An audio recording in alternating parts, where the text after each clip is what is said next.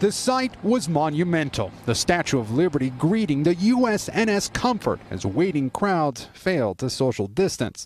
The naval hospital ship docked in New York Harbor to provide much-needed relief to those on the front lines. Everyone describes all the critical care units as war zones because that's what it looks like. The race to fight the coronavirus in and around New York City, the U.S. epicenter, reached new heights today as charity workers rushed to build an emergency field hospital in iconic Central Park. This is one of the more improbable things we've done. There are crucial ventilators here, as well as 68 hospital beds, a small fraction of the amount authorities say will be necessary throughout the city. Meanwhile, President Trump suggested that authorities are asking for too many protective masks. Something's going on, and you ought to look into it as reporters.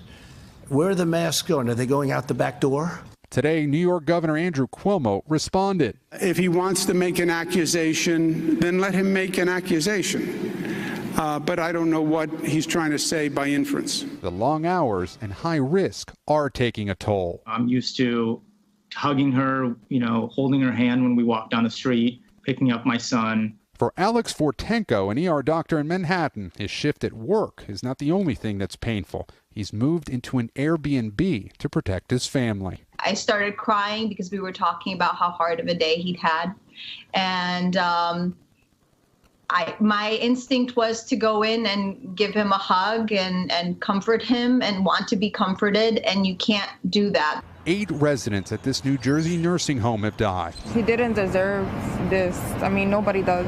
Nobody. Ramon Osoria was 63 years old. His children say he died last week from COVID-19 at Elmhurst Hospital in Queens. Do you think that if they had had more supplies that your father might be alive? Yeah, Absolutely. absolutely. Yes. For so many families, behind the growing numbers are goodbyes that never happened. In New York City, this funeral home is overwhelmed. And tonight, Robert Lugar is suffering through the loneliest grief imaginable. My grandmother died alone. She died alone. We didn't even get to say bye to her. And I understand that's part of the death process. But she was there. She was in the hospital. She was feet away. We couldn't even see her. We couldn't talk to her.